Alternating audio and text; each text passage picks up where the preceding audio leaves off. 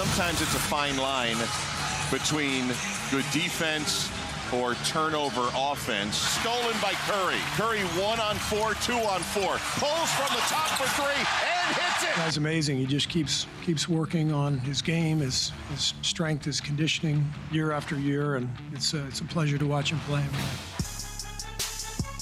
Keyshawn, J. Willimax, ESPN Radio, Sirius XM, Channel 80, ESPN2, the ESPN app. Download the app.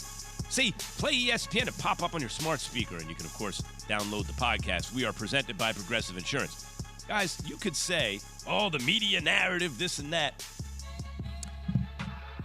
I never think that I write a script for a player or anything like that. I think they write the script. I just read the script. Are you happy with the script? Well, Steph is one of the greatest players of all time. When people like Jay Will, whose basketball opinion you have to take very seriously, say when it's all said and done, he's going to be a top 10 player of all time, I think to myself, hold on. Without KD, like with KD on the Warriors team, everyone had their chest out because there's no way you could beat that team. You had another MVP all-time great to Steph and Clay and Trey. It's over. It's a wrap, man. Done. But on the non-KD teams, where Steph is clearly the best player, and you need juice in that fourth quarter at home in a finals game. There have been too many games that I've noticed where that hasn't happened.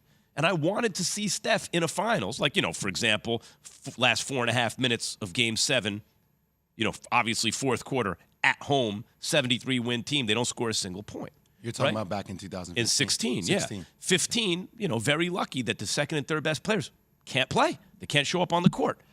And there have been, since then, I'm watching what happens with Steph. So, Game 1, oh, my God, my texts are blowing up. Steph, he hits 6 threes, da-da-da. I get it. Let's see what happens in the second half. And, of course, nothing.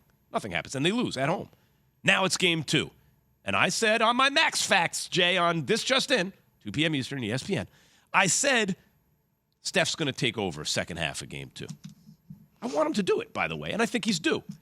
But I got to tell you, when I'm watching the game, I'm like, oh, damn, the Celtics might mess around and win this game.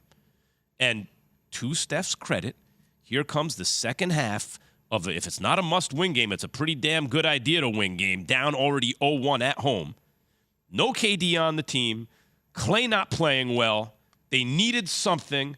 Steph stepped up and looked like Steph Curry in the second half, dancing around, taking deep threes, sidestepping guys, dancing on them. Like, it looked like Steph.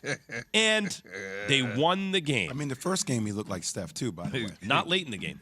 Well, unless you think looking like Steph late in the game in the finals is missing a lot of shots and stuff, because that did happen. I think he looked a little bit gassed, but I didn't – my biggest takeaway from game number 1 wasn't that Steph let his team down when it mattered the most. I didn't think they got anything from anybody else. My big takeaway in game 1, I hear what you're saying, but it's like, well, Steph was really good early in the game, but Max, and then in crunch time he wasn't as good. You go into games with narratives and you want to see that narrative debunked throughout the course of the game. I go into games thinking about what the overall narrative might be, but still letting the game reveal the narrative to me. Yeah. Interesting. Right? Yeah, interesting that Steph Curry is third on a scoring list in the first 2 playoff games in the finals behind Michael Jordan twice. It was Jordan, Steph Curry, then LeBron James. That's interesting. So, if you're a high 63 points in his first 2 NBA Finals games. The next closest player has 31 points in Wiggins. Just let me finish, Max. 5th player over the last 25 years to score twice as many points as the next closest. 34 years old, 6'3" guard, averaging 32 points per game. And I'm just going to go ahead and tell you, it's when you watch the gravity, the attraction that he has on the court last night, there were probably 90% of possessions where I saw 2 or 3 guys. Man, they was coming at him. I don't know how 2 or 3 guys on him. Yes, last night is. But if you're trying to say I'm not giving, by the way, if you're saying I'm not trying to give him credit for last night, the opposite. I'm saying, that's what I'm talking about. But let's break down 63 points. He had more points game 1 than in game 2. Where did he play better? Just be honest about it. Where did he play better? Which Steph would you rather have had? Game 1 Steph, who's hitting all the open looks in the first quarter, or game 2? Obviously, Max, you would rather have Steph in game 2 because he finished strong and his legs was underneath him. He didn't have a rest of 5-6 days. He just had a rest of a couple days. So it was a totally different look than game 1. Mm-hmm. And can I tell you why? I agree with that. Can I tell you why it happened, Max? Mm-hmm. So I don't know what Boston's doing, but they kept targeting Al Horford. I mean, Al Horford, if we talk about Draymond Green getting punished and soft closeouts and being somewhat lazy on the defensive end in game 1, we got to call that out for Al Horford in game 2 because Steph kept finding ways to get Al Horford on him.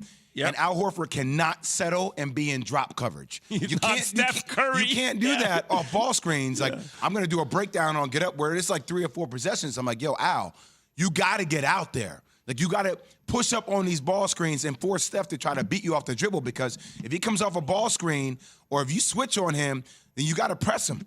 But he's kind of, wouldn't you say, Jay, though, he would be kind of in no man's land because if he pushes up on him and he blow by him, so I think he was in one of them situations where there's nothing I can do. Yeah, but once Horford is on Steph, you win. But I want to be in no man's land. I want to force him to drive. I want to force him to be a decision maker, and I'd rather him take a 2 than a 3. Well, but if he becomes a decision maker and all of a sudden he drives and you collapse and he kick, now you don't know if he kicking the Clay. I mean, you don't know if he kicking the Wiggins. You don't know if he kicking the Jordan Poole in the corner. But there's like, nothing you don't that could know be who worse. He's There's no. I'll take my outcome chances on the other team, the other guys more so than Steph. I get it, but that's still poison, right? Because Wiggins obviously can knock it down.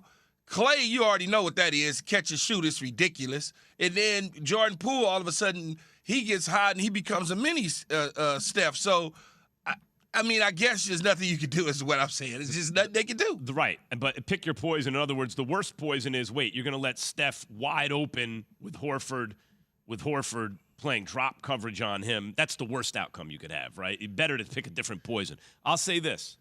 Steph, I want to get back to it. 29 points last night, 34 game 1. Yes. So when people just point, look at the 63 points, I don't care about that. Game 2 is what I'm talking about. In the second half of the game that you need to win against a team that's beating you and has already beaten you game 1, in the finals, on your home floor, do you show up? By the way, when the odds are not overwhelmingly in your favor, when there is no KD. But they all showed up, Max. No, I get it, Key, but there have been too many games. They all didn't show up in game 1. But it's Steph's team. Key, what I'm saying is there have been too many games in Steph's career where I was looking for that, and I didn't find it. But last night, it was there. The reason the Warriors won is the second half of the game, right? Although I appreciate your Draymond points, and probably that feeds into it. But it's because Steph, when they needed him to in the finals in the second half, was the best player on the floor. So that's what I'm looking for. So is the reason why Boston lost because Jason Tatum and Jaylen Brown didn't come through in the second half? No, I would not say that. So you don't hold the other team's best player as accountable as you hold Steph? No, I don't. We're not talking about Jason Tatum being a top 10 all-time player. Look, think about it, though, Max. Jason Tatum had 21 points in the first half and 7 in the second half. Yeah. He didn't show up.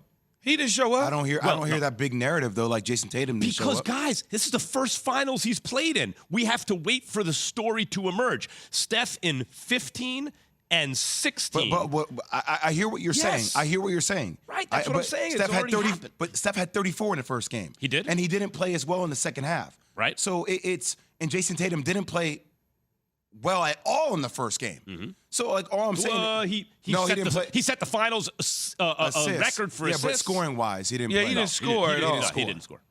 So he played solid defense and assists. A little bit. I do not have the same exact energy for Tatum that I have for Steph. I understand they're different. Because Steph is... Look, Tatum, first finals game, couldn't score, contributed another way. Got his scoring going in the second game. Let's see how this unfolds for Tatum. But Steph Curry is being talked about by Jay Will as top 10 player potentially of all time. Yes. So, and we have a much bigger book on Steph's finals performances. Yes. And if we're going to sit here and pretend that there isn't something about the second half of finals games when their teams are evenly matched without KD, Come on, man. We know there's something.